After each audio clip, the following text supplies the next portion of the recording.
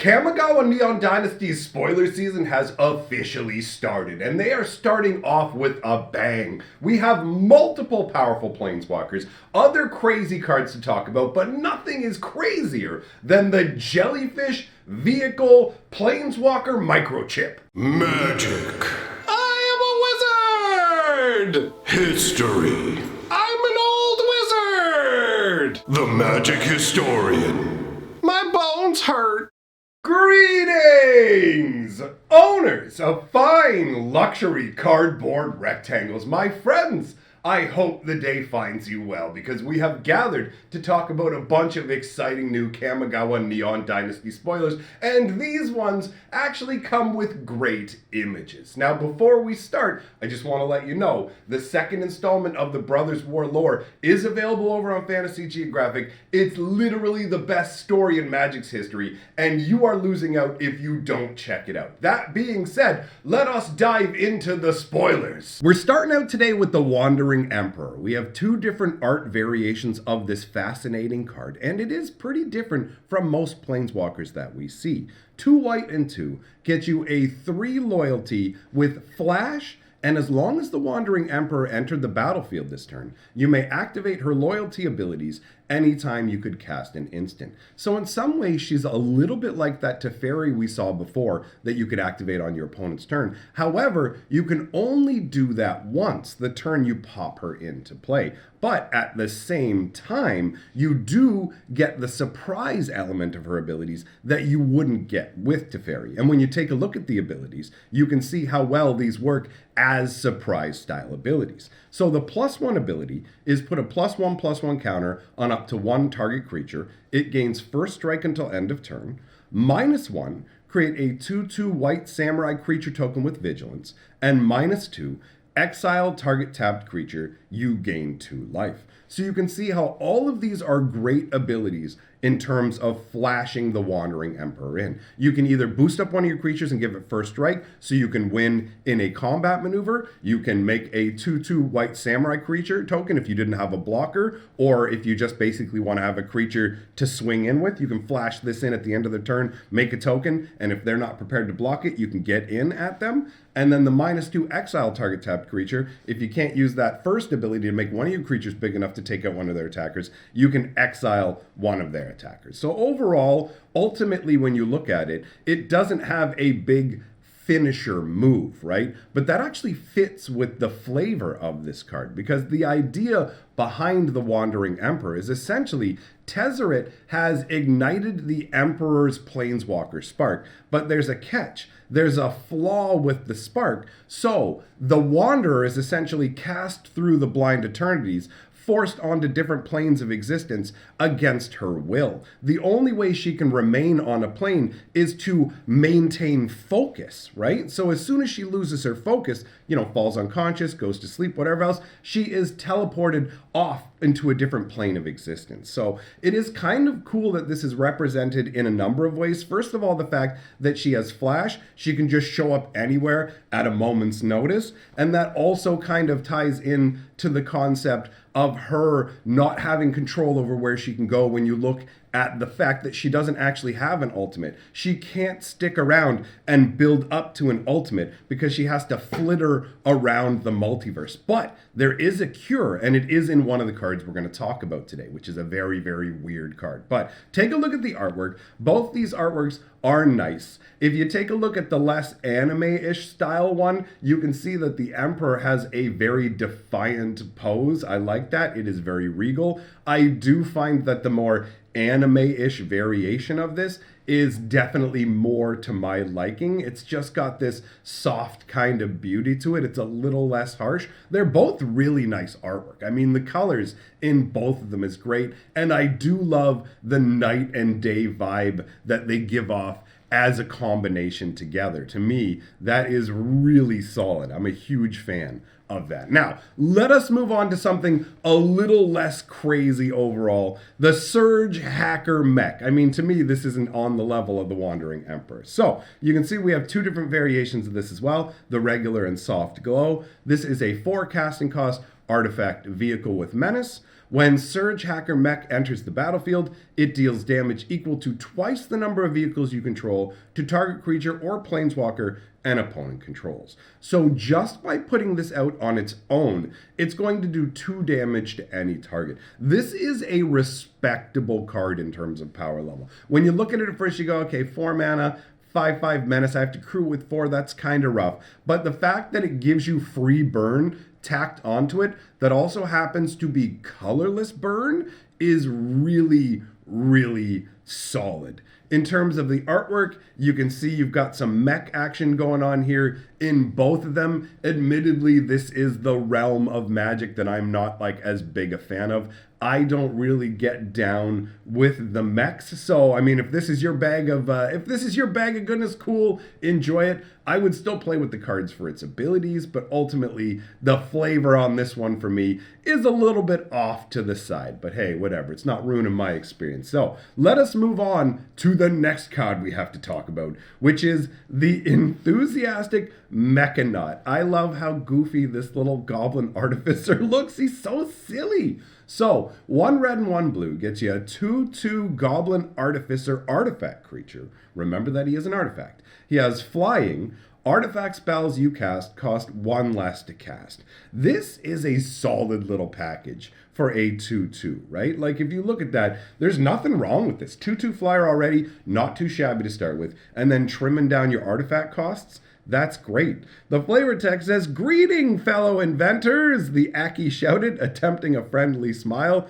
To her dismay, the greeting was met only with shrieks and alarms being activated. It's so silly. I mean, first of all, I love that the goblin flies up and gives an enthusiastic greetings, because I know somebody else who loves to say that. I just picture me flying through the air like this. Hey, what's up? You guys want to be friends? The alarm bells are going up. We got flying goblins. We got to get out of here. This is goofy and fun, and I love it. This is just silly good times. Look at that artwork. He's just soaring on in. I just want to be your friend, bro. Can't we be friends, man? Come on. All right, now let's move on to something else that is a different kind of fun silly, and that is the Silver Fur Master. If you're somebody who is a Teenage Mutant Ninja Turtles fan and you've been waiting for your old wizened like rat ninja master to lord over your turtles, well, wait no longer. He has arrived. 1 black and 1 blue for a 2/2 rat ninja with ninjutsu of a black and a blue. So it lets you swap out an unblocked attacker you have for him. Ninjutsu abilities you activate cost 1 less to activate. Other ninja and rogue creatures you control get +1/+1. This is exactly the sort of thing that should be done for this type of character. Where you go, you know what? Yes, this is the old rat master who will teach you the ways of ninjutsu. Come down into the sewers and have some pizza with me, Donatello. This is this is great. And honestly, like in terms of an actual ninja lord, dude, it drops your ninjutsu costs and boosts up both your ninjas and rogues. I think it was pretty smart to slap rogues in there as well, because like ninjas are a pretty limited class overall. We don't have a ton of ninjas in Magic comparatively. So if you want to do tribal, I mean, you can go ninja rogue tribal, and it does feel like together they do fit, right? There is kind of a synergy between them. The artwork for these cards is great. I love both of these. You've got the like sort of thoughtful leaning forwards on the cane sort of vibe, but with the sword off to the side. Like you look at him and yeah, he's old, he's wizened, but at the same time, you know he could be on his feet with that blade drawn faster than you could see it happening. And then on the other side, you have like the cherry blossom version with like that ninja frame that looks really dope. Honestly, like the Japanese aesthetic for a lot of stuff is really, really cool to me. I am digging the artwork of this set a fair bit. Next up, we got Boseiju Who Endures. Boseiju has returned as a different legendary land. This one taps to add a green mana and has Channel, pay 1 green and 1, discard Boseiju Who Endures, destroy target artifact, enchantment, or non-basic land an opponent controls. That player may search their library for a land card with a basic land type, put it onto the battlefield, then shuffle. This ability costs 1 less to activate for each legendary creature you control. This seems like really strong to me, dude. A land that you can just pitch to get rid of an artifact, enchantment, or non-basic land, and you can do it for only 1 mana if you have like a legendary creature out. This is super, super sweet in terms of mitigating the downside of the legendary land, right? If you already have one out and you draw a second one, normally with legendary lands, it'd be like a blank card. The channel ability works perfectly in terms of just going, oh, I can just pitch the extra ones, and there's most likely going to be a target, like especially considering it includes artifacts. We got a ton of artifact action going on in Kamigawa, and there does also seem to be a enchantment sub-theme across a number of cards and the modified concept. So you're going to have a lot of use for this. I'm going to run 4 of these in my green tower for sure.